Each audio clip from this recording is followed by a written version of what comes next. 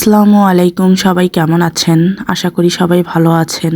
আমিও ভালো আছি। ডাক্তার দেখা শেষ করে বোনের হোস্টেলের সামনে আসলাম। আমি আমার বোনের কাছেই থাকবো, তাই ওর কাছেই চলে আসলাম। এই তো আমার বোনের কলেজটা অনেক সুন্দর। রংপুরে আসলে আমি আমার বোনের কাছেই থাকি। সবাই মিলে আবার খাবার খেতে গেলাম। সেখানে গিয়ে সিঙ্গারা, পেঁয়াজু, বেগুনি, আলুর চপ অনেক কিছু খেলাম। খাবারটা ভালোই লাগলো, কিন্তু এই খাবারগুলো আমাদের স্বাস্থ্যের জন্য অনেক ক্ষতিকারক। জেনেও আমরা এই খাবারগুলোই খুব পছন্দ করে থাকি। খাওয়া শেষ করে আমরা আবার ওর হোস্টেলেই ফিরে আসি। এরপর আমরা সবাই মিলে পরের দিন ঘুরতে বের হই। বৃষ্টি হচ্ছিল, কিন্তু ঘোরাঘুরি বন্ধ হয়নি আমাদের। ঘোরাঘুরি করতে আমার বেশ ভালোই লাগে, তাই কোনো ঘোরাঘুরি বন্ধ হবে না। বৃষ্টি হোক আর যাই হোক, ঘোরাঘুরি করতেই হবে। ঘোরাঘুরি করতে আমরা গেছিলাম চিকলির ওয়াটার পার্কে। সবাই মিলে ঘুরতে ভালো লাগে। এই তো আমার ছোট ভাই বসে আছে। ঘুরতে ঘুরতে অবস্থা তারও খারাপ, বসে পড়ছে। আমার বোন, আমার ছেলে, ওরা সবাই মিলে ঘোরাঘুরি করতেছে, ছবি তুলতেছে। বেশ ভালোই লাগতেছে, জিনিসগুলোকে আমরা এনজয় করতেছি খুব বেশি। বিশেষ করে আমার ছেলে খুব বেশি এনজয় করতেছে। সবাই মিলে তাকে নিয়ে ঘুরতে আসছি। ঘোরাঘুরি করতে আমরা সবাই ভালোবাসি। ঘোরাঘুরি করলে কার না মন ভালো লাগে বলেন তো? মানসিক শান্তি থাকে, মানসিক চাপ থেকে আমরা মুক্তি পাই। এভাবে মাঝে মাঝে আমাদের ঘোরাঘুরি করাটা উচিত, তাহলে আমরা মানসিকভাবে সুস্থ থাকতে পারি। এতে করে মনও ভালো হয়ে যায়। সে পুরো চিকলির পার্কটি দৌড়াদৌড়ি করে ঘোরাঘুরি করে দেখতেছে, খুব বেশি এনজয় করতেছে সে। দেখে বেশ ভালোই লাগতেছে, সে এত বেশি আনন্দ করতেছে। চিকলির পার্কটি রংপুর শহরে, তাই আমাদের কোনো যেতে সমস্যা হয়নি। আমরা খুব তাড়াতাড়ি সেখানে যেতে পারছি।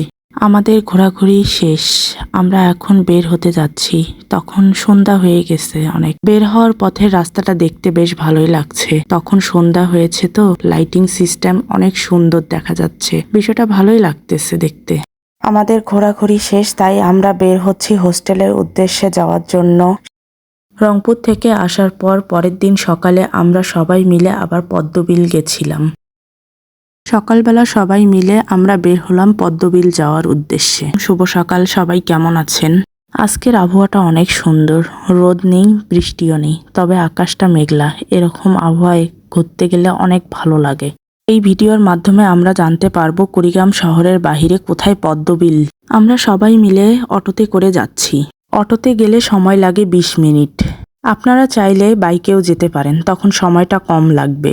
আমরা পরিবারের সবাই মিলে গেছিলাম তো, তাই আমাদের অটো লাগছে। কুড়িগ্রাম শহর থেকে অটো ভাড়া নেয় 15 টাকা করে। তো আপনাদের সঙ্গে গল্প করতে করতে প্রায় আমরা পদ্মবিলের কাছাকাছি চলে এসেছি। আমরা গিয়েছিলাম কুড়িগ্রাম জেলা থেকে একটু ভিতরে, উলিপুর উপজেলা, টোপামারি ইউনিয়ন। ভিতরে ঢুকে প্রথমে আপনারা দেখতে পারবেন জিয়া পুকুর। পুকুরটি ঘোরাঘুরি করার জন্য নৌকা, স্টিমার দুটোই আছে। পুকুরের পরিবেশ দেখা শেষ করে আমরা যাচ্ছি আমাদের গন্তব্য স্থানে। আমরা যাচ্ছি এখন পদ্মবিল। এই পুকুরটির পাশ দিয়ে আমাদেরকে এখন যেতে হবে পদ্মবিল। রাস্তা থেকে পদ্মবিলটি একটু দূরে যেতে হয়। দিনের শখ ছিল এই পদ্মবিলটি আসার। আজকে সেই শখটি আমাদের পূর্ণ হলো।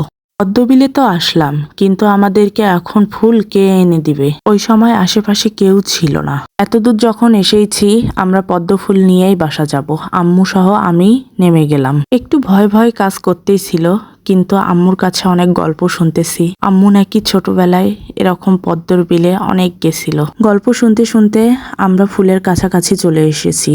প্রতিটা মানুষের জন্য এরকম অভিজ্ঞতার প্রয়োজন আছে, কারণ আমার মতন পরিস্থিতিতে অনেকেই পড়তে পারে। এই জন্য এই অভিজ্ঞতাটা নেওয়া প্রয়োজন।